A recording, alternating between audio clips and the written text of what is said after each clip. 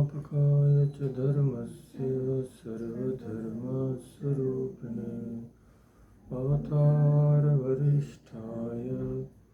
रामकृष्णाय ते नमः।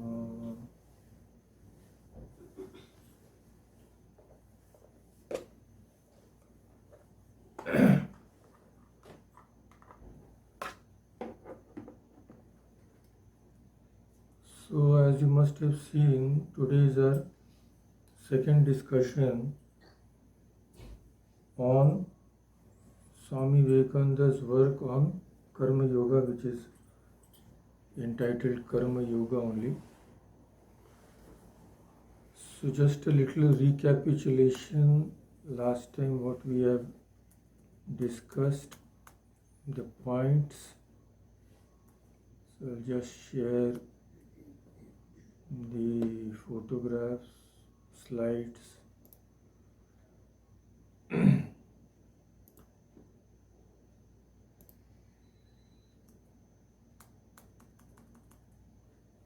So this is the what we had seen last time. This is the as conceived by the Buddhists. This diagram represents the endless cycle of karma. It is so ingeniously drawn that you can see that whatever path you may take, there is no escape. You remain in the same cycle. So this represents all the works which we do, which are done with a view to getting the results. What are called selfish activities, or in Sanskrit they are called sakama karma. Sakama means with desire. Because if we do any work with desire, we will get the results of that work. Those results will goad us into doing more karma, which will again have the results. So there is no end to this.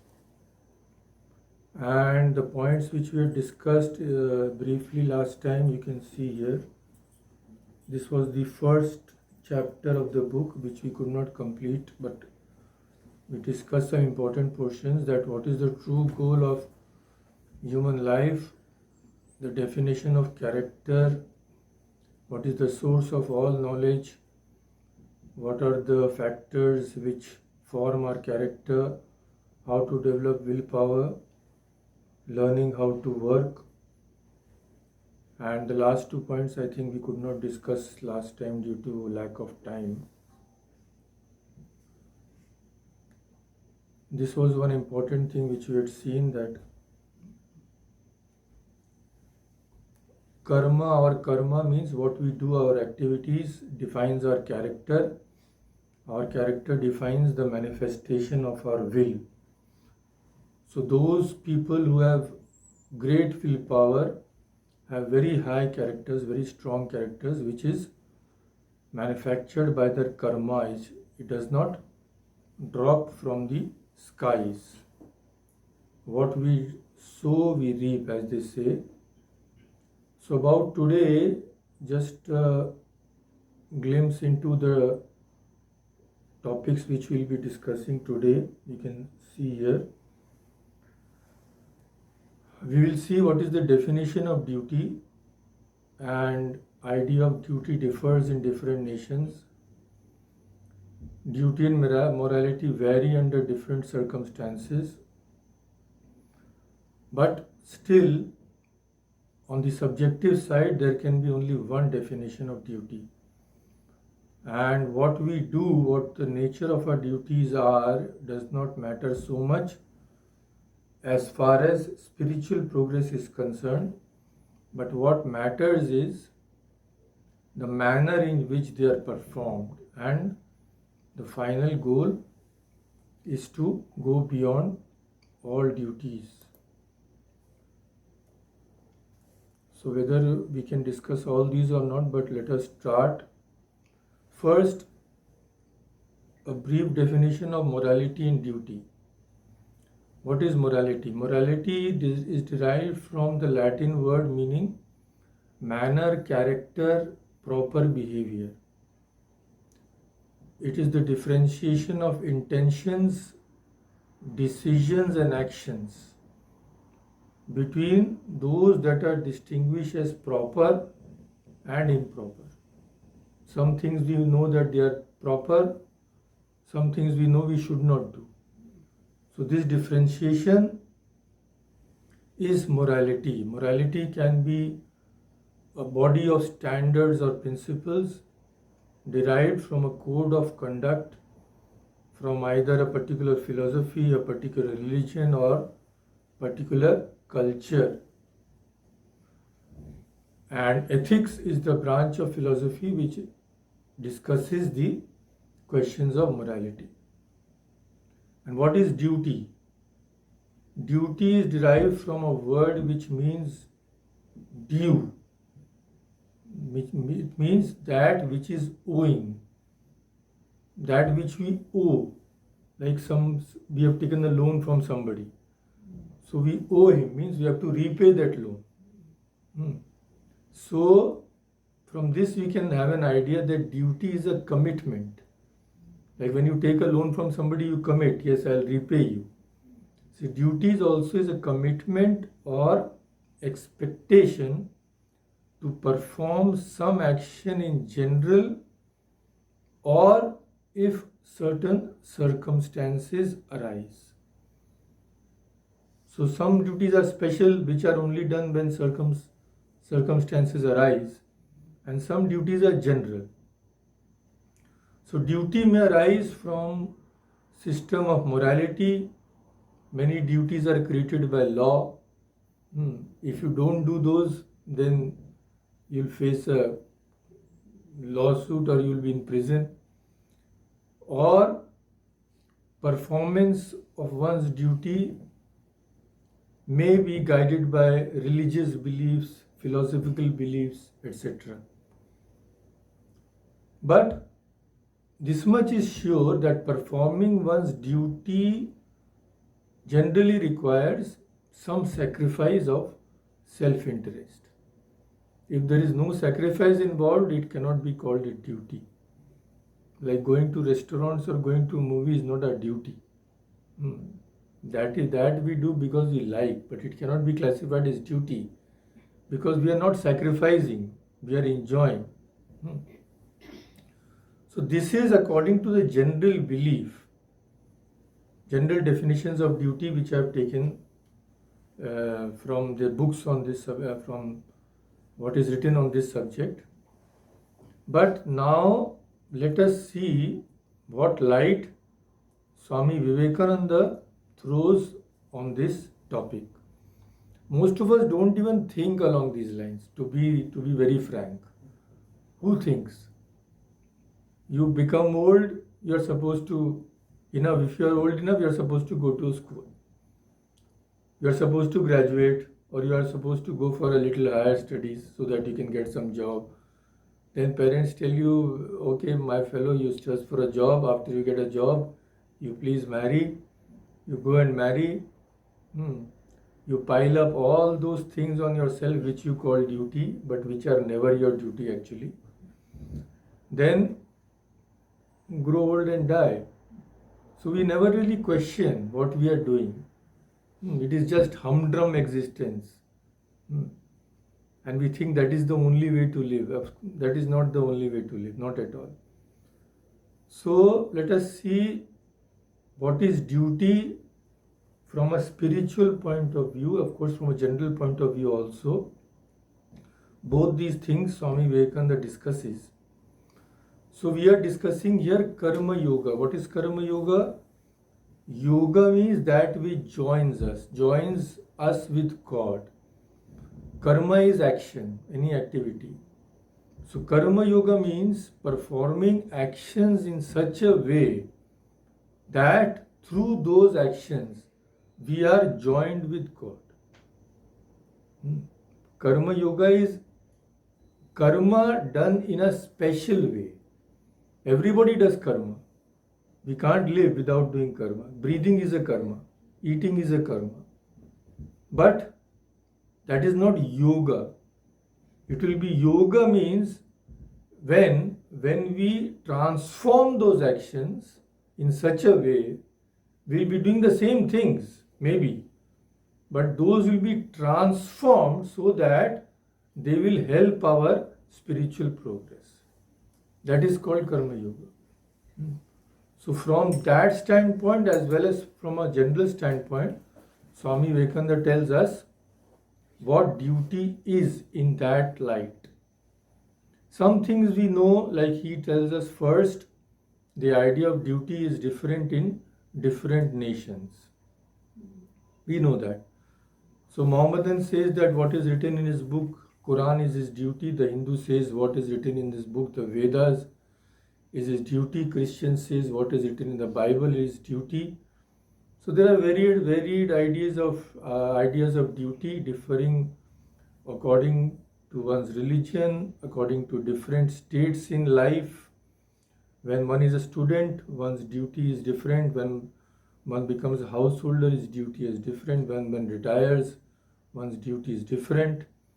And it also is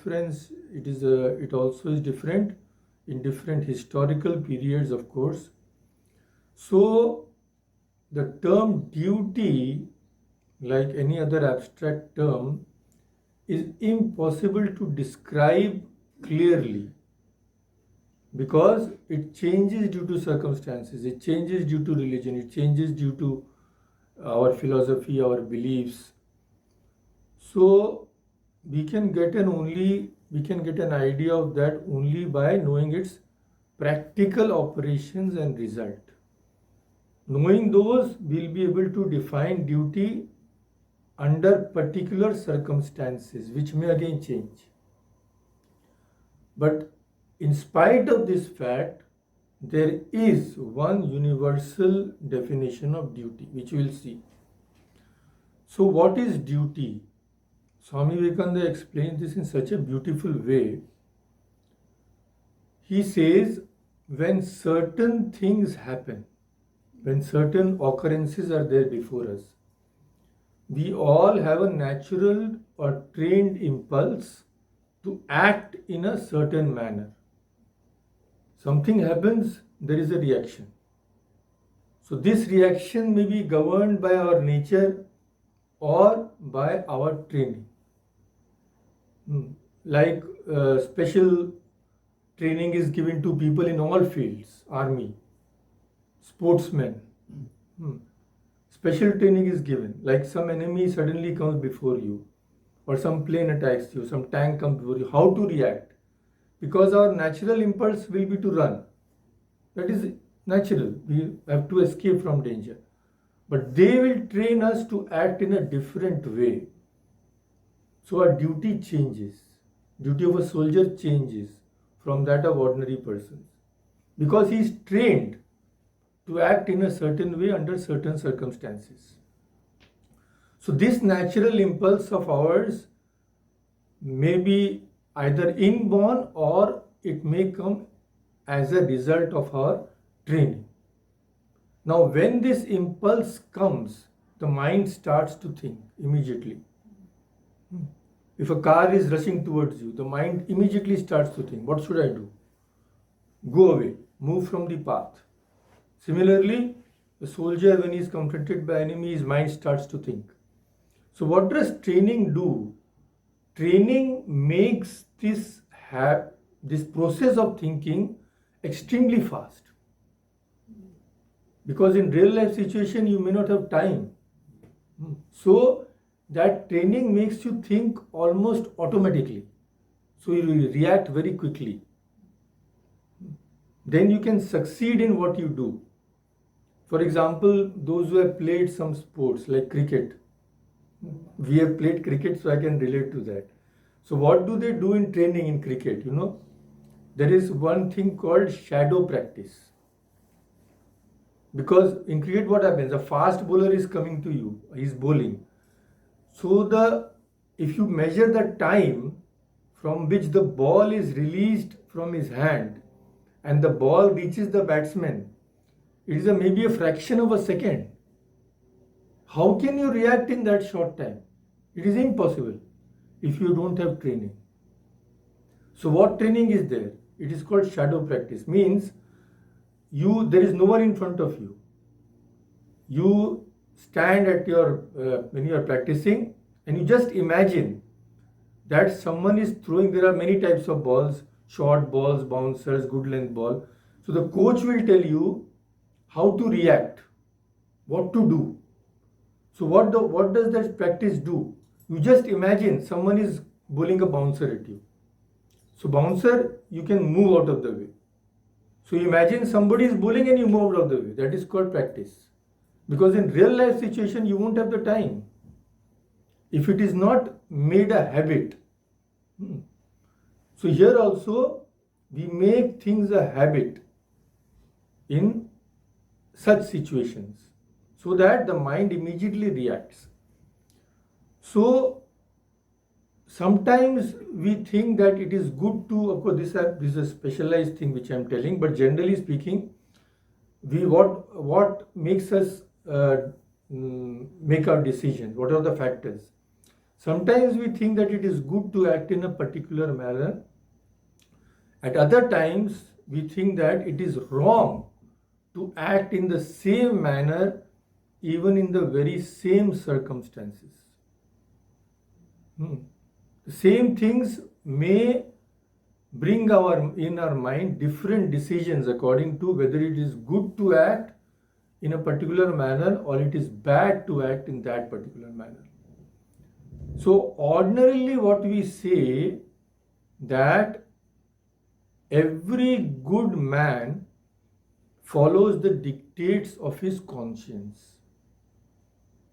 His natural impulse may be different, but his conscience may tell him different. So if someone is walking along the road, he finds a big denomination of money lying around. So his natural impulse may be to take the money. But if he is a good man, he has received training, he will say, no, this belongs to someone else, I won't touch it. So his conscience guides him, and his duty becomes not to touch what belongs to someone else. But again, as we have seen, this also differs sometimes due to our beliefs. For example, if a Christian sees that his brother is dying for want of food and he has a piece of beef before him, he will offer it to him to eat and save his life.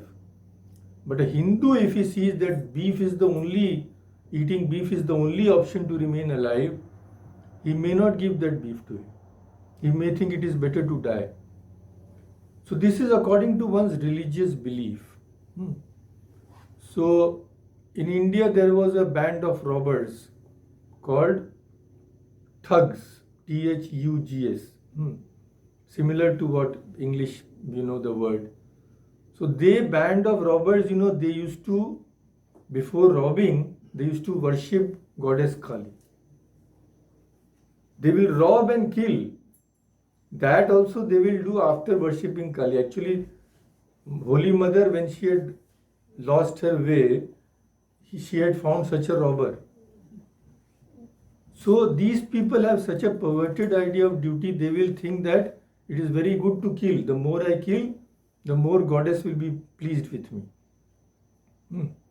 So these types of things enter our mind when we don't have proper training. So ordinarily, and as for circumstances, ordinarily if we go and kill someone, we will feel bad. Even if we don't feel bad, the government will make us feel bad sooner or later. But if we go and kill someone in a battlefield, our country will give us a medal. If someone is attacking us and we kill this other soldiers, we'll be maybe given a medal. So killing is common to both. But under a particular set of circumstances, our conscience does not allow that. You can't go and kill somebody without feeling bad if we are good persons. But on the battlefield, we have no qualms. Our duty is then to prevent the enemy from taking over our country by whatever means possible, even it means killing them. So, therefore, we see that we cannot define duty in a general way. Killing may be a duty under some circumstances, but it may be a crime under another set of circumstances. So when this is the situation, how to define duty? That is the question. Objective definition of duty is impossible. To do so and so is your duty. It is impossible. You cannot say. Because each man's circumstances, position in life, religion, his views on life differs. One man, it may be doing something may be his duty, but for the other man it may be terribly harmful. So to give an objective definition is absolutely impossible. Then how to define? We can only define in a subjective way. What is the definition of duty then? Swami Vivekananda tells us, any action which makes us go Godward. Godward means, if you think that attaining devotion to God is the aim in life, then anything which lets us attain, enables us to attain devotion.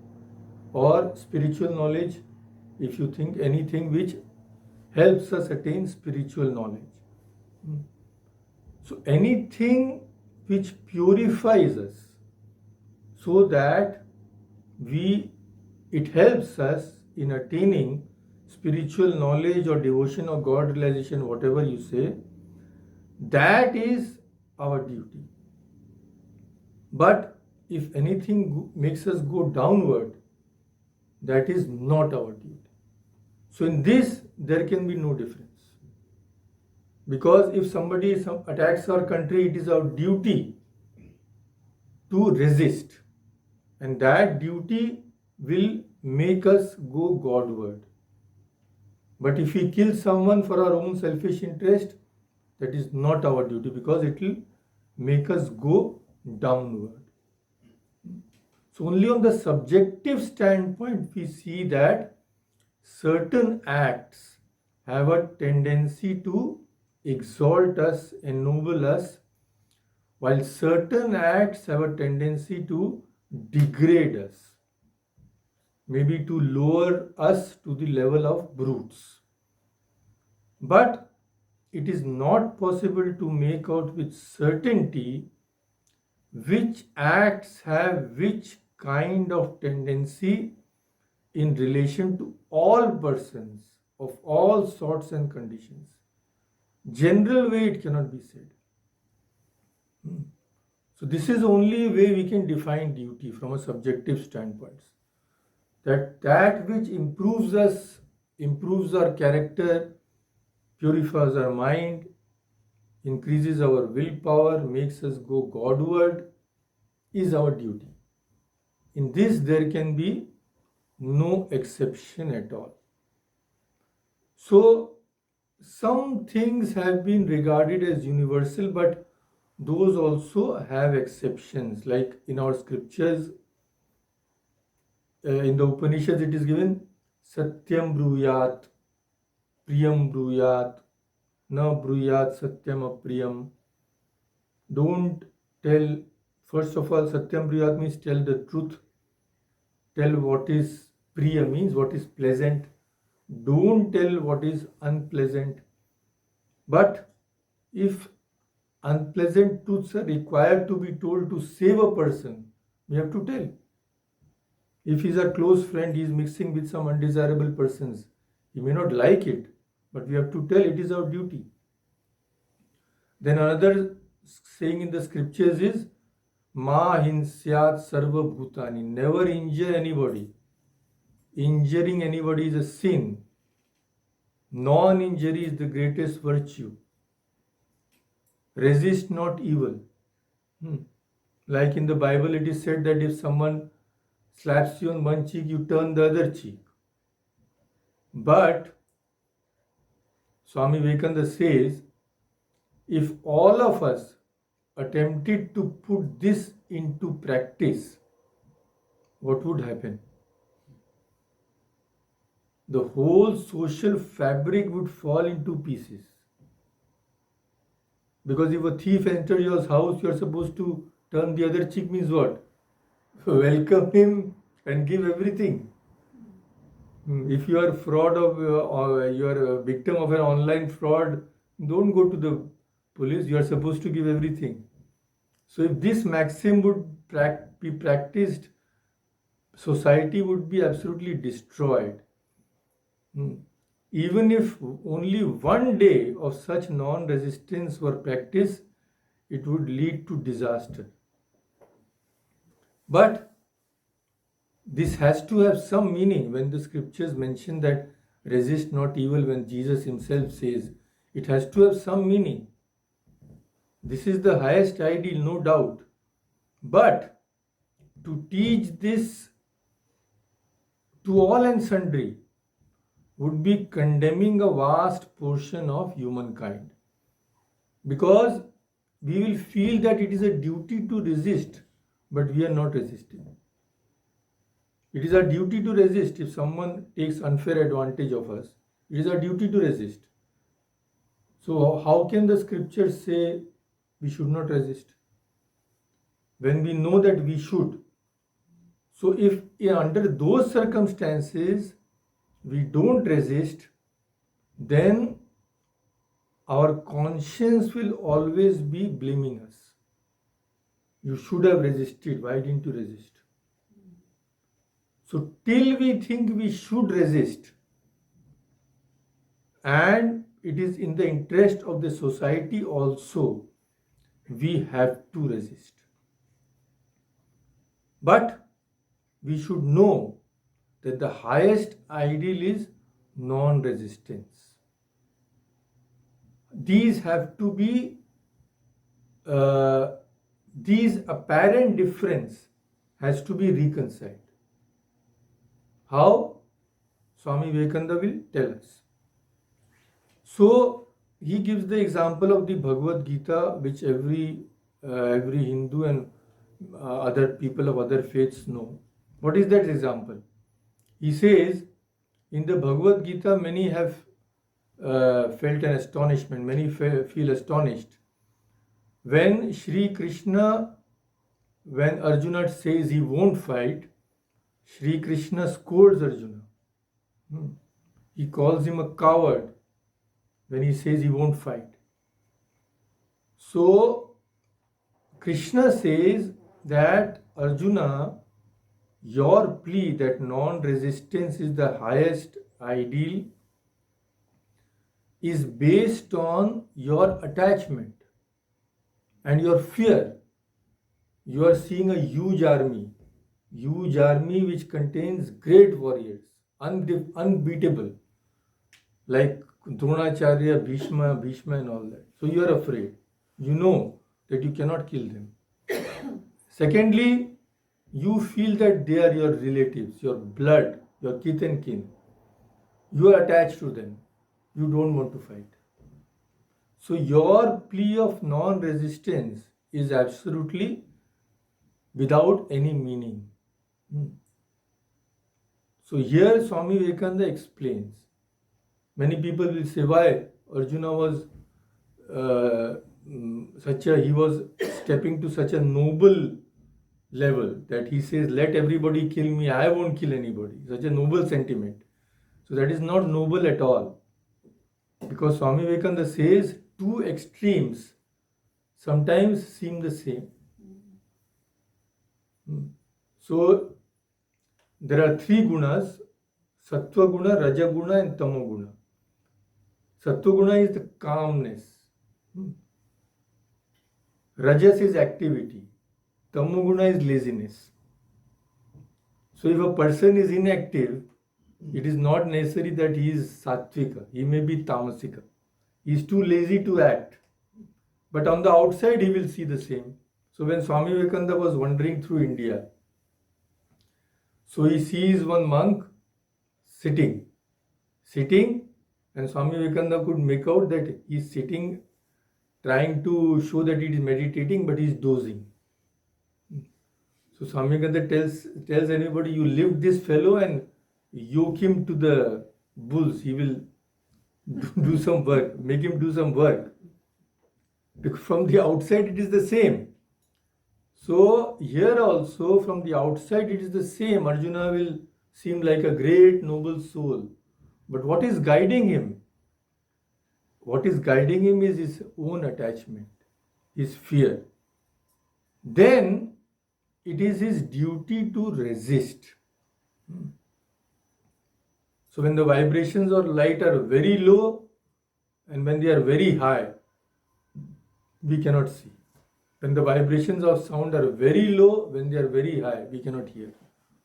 So apparently they are the same, but there is a world of difference between them. So here also there is a world of difference between the man who does not resist because he is weak and lazy, but the man who does not resist because he knows that non-resistance should be practiced. He is strong enough to resist. He can resist, but he does not resist because he knows that non-resistance is the highest virtue. So the one who from weakness does not resist commits a bad action.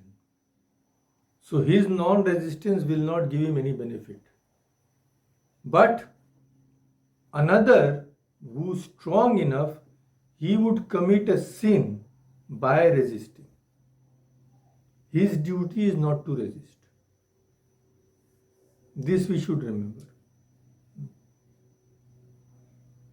So he gives another example that Buddha renounced. He was the prince, future king. His renunciation was true renunciation. But if a beggar on the street says, I will renounce, what type of renunciation is this? He doesn't have anything which he can renounce. So it is in name only. So we must always be careful about what we really mean when we speak of non-resistance. We must take care to understand whether we have the power of resistance or not.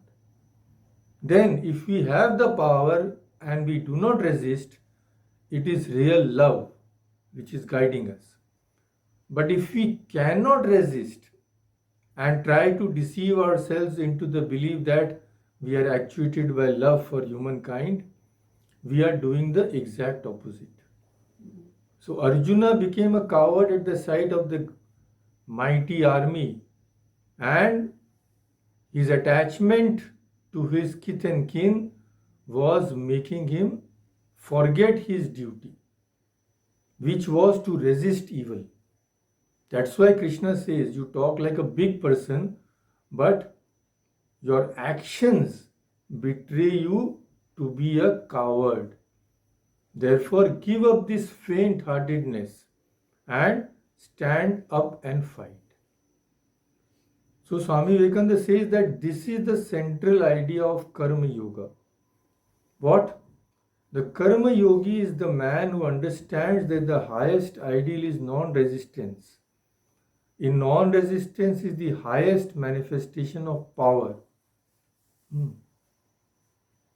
A small puny man insults you or does something bad, or you can just crush him with one blow, suppose. So which is easier, hitting him back or restraining oneself? Restraining will have, demand greater power. Our impulse is to hit him. But in that case, we have to practice non-resistance, although we know that we can overpower him in an instant. So resisting of evil actually is a step on the way towards manifestation of that power, which non-resistance demands. That is the highest ideal. But before we reach that ideal, our duty is to resist, to work. Because he says that all work is a kind of resistance only. So here Swami Vivekananda says in his own way, he tells us, makes us understand that how it is better to do any activity rather than be indolent and lazy. So I quote him. He says, I once met a man in my country whom I had known as a very stupid and dull person, who knew nothing. He did not have the desire to know anything. He was just living a very lazy life. So he approached Swami Vivekananda and asked how to know God. So Swami Vivekananda told him, can you tell a lie? He said no. So Swami Vivekananda says, then you must learn to do so. It is better to tell a lie than the kind of life you are leading, because you are too lazy even to do that. You are like a log of wood. So he says, of course, this was an extreme case and I was just joking with him, but what I meant was that a man must be active in order to pass through activity to perfect calmness. So Sri Ramakrishna's life, we know the incident. Sri Ramakrishna was lying in ecstasy. One priest of the Kali temple who was terribly jealous of Ramakrishna, he came and kicked him. So Ramakrishna knew that if he just tells Mathur Babu of this incident, that man is finished. But he did not tell. He had reached that stage of non-resistance. So this is the thing. Inactivity should be avoided by all means. An activity, any karma, is resistance. So resist all evil, mental and physical. And when we have succeeded in that, then only calmness will come, not before that. This is the thing. So here duty differs. Our particular spiritual development, to the extent we have developed, will define our duty. And duty also depends on birth and position in life. Birth means there are various castes. So which caste we are born into, what is our position in life. So all those duties have been mentioned in the Bhagavad Gita. That Brahmana, Kshatriya, all these have different duties. Birth and position in life, they determine our duties. In Hinduism it is caste, but in other religions it is something else, but there is a differentiation. So birth and position in life largely determine the mental and moral attitude of individuals towards the various activities of life. But it is our duty always to do that work which will exalt and ennoble us in accordance with the ideals and activities of the society in which we are born. But of course, we know that same ideals and activities do not prevail in all societies and all countries. So ignorance of this fact causes sometimes terrible hatred, misunderstanding between different countries. One movie I had seen long ago, that was a English setting in England. So the mention was made of someone else from another country who had come to England. So that there was an English woman who addressed that person as a foreigner. So that foreigner she pronounced as, oh, he's a foreigner. This means what? Anybody's manners, customs you don't like, then he becomes an object of disgust to you. So similarly, a Hindu thinks that his customs are the only right ones, they are the best in the world. Anybody who eats beef is a most rotten character. An American thinks that whatever an American does in accordance with the custom of his country is the best thing to do. So these thoughts make us narrow minded. We forget that duties vary according to time, place, and circumstances. So Swami Vivekananda here describes his own experience. I quote him. He says, when I came to this country means America, he was lecturing in America. So when I came to this country and was going through the Chicago fair, a man from behind pulled at my turban. I looked back and saw that he was a very gentlemanly looking man, very well dressed. So I spoke to him, and when he found that I knew English, he became very much abashed. On another occasion in the same fair, another man gave me a push for no reason at all. He just gave a push. When I asked him the reason, he was also ashamed and stammered out an apology saying, "Why do you dress this way?" Indian way of dress is completely different with turban, and he was dressed and all that. So just because that man thought this dress did not match his own standards of dressing, he just pushed him. Just imagine.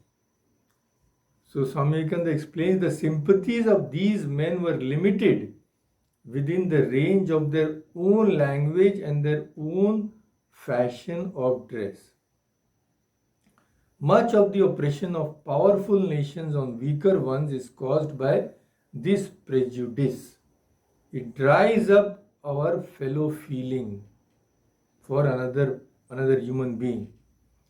That very man who asked me why I did not dress as he did and wanted to ill treat me because of my dress may have been a very good man.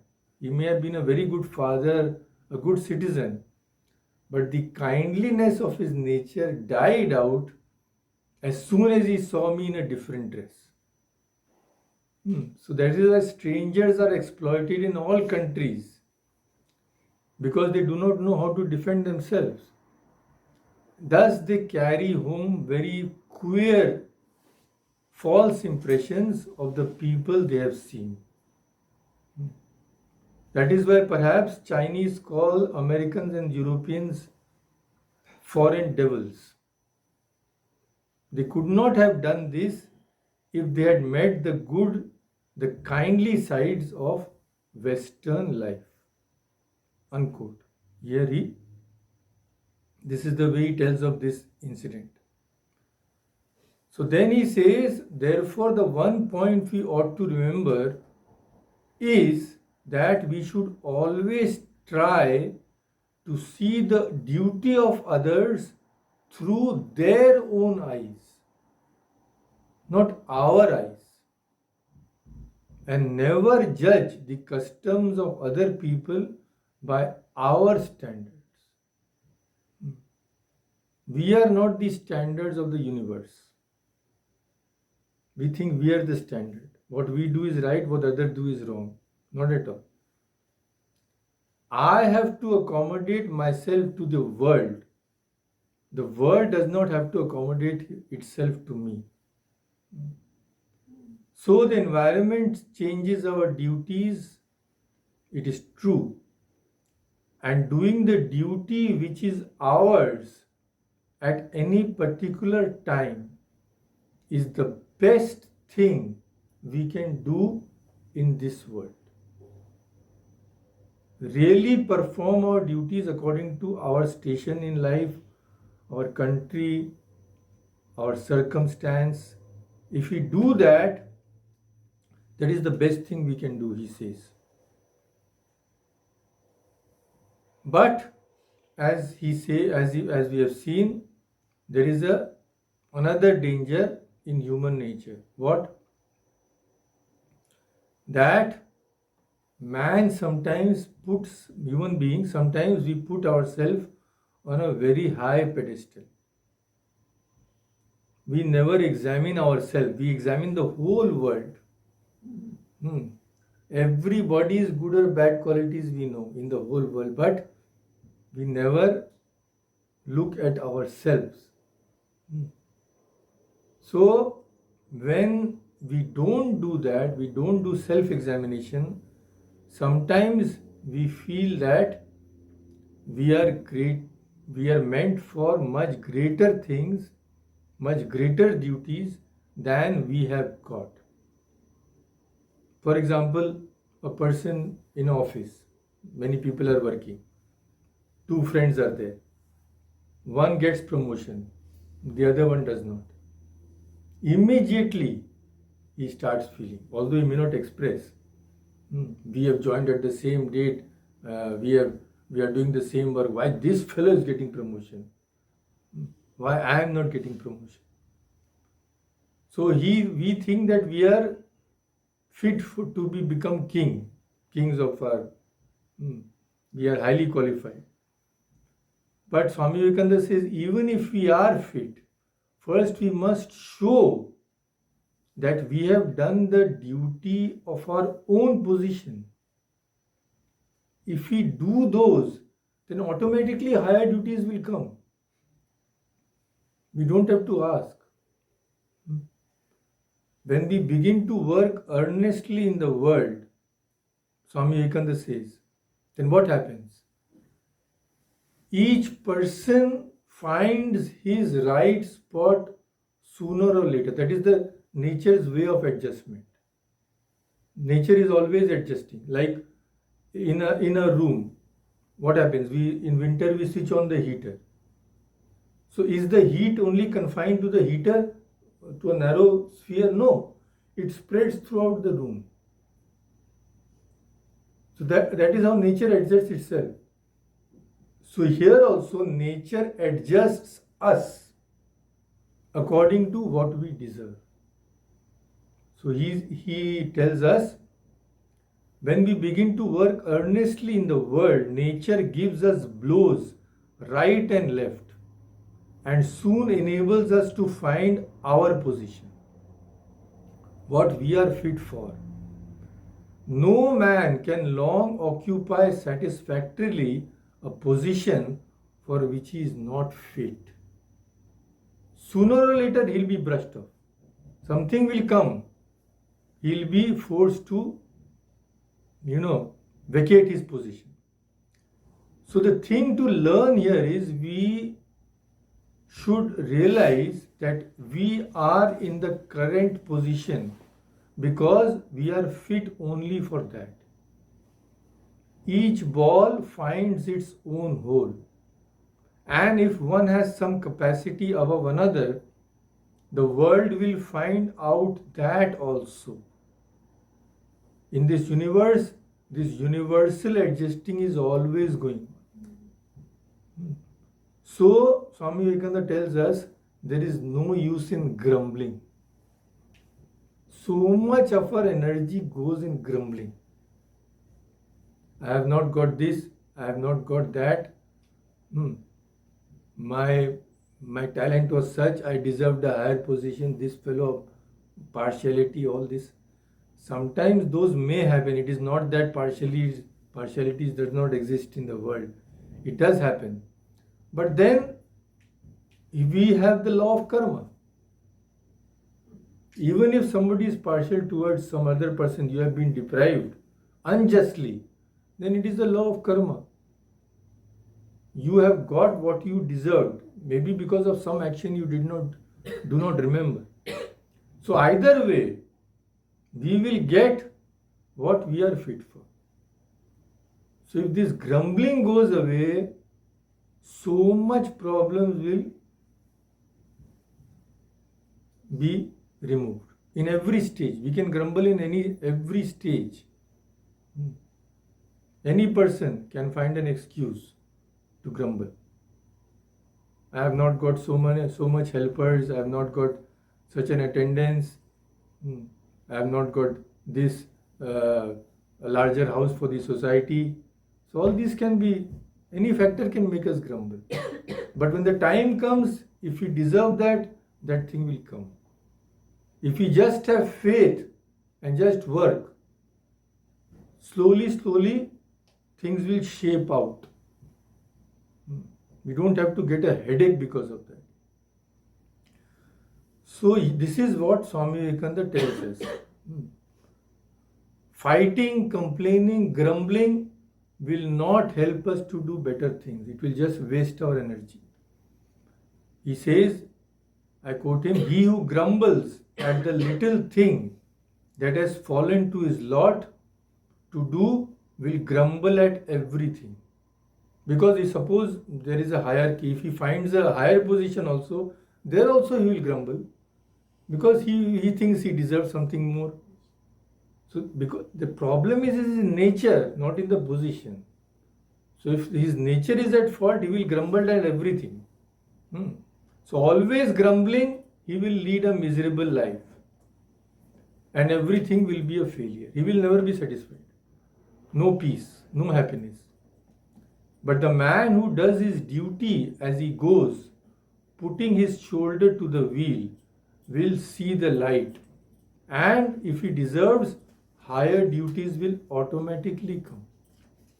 He doesn't have to ask. They will come. You can be prevented 1 day, 2 days, 5 days, 10 days, 2 years. But nature is that people will not be able to prevent your rise if you are really fit. So many people we find from so humble circumstances, they have risen to such heights because of the tremendous either skill or integrity or hard work. Something was there uncommon. From humble position they have grown.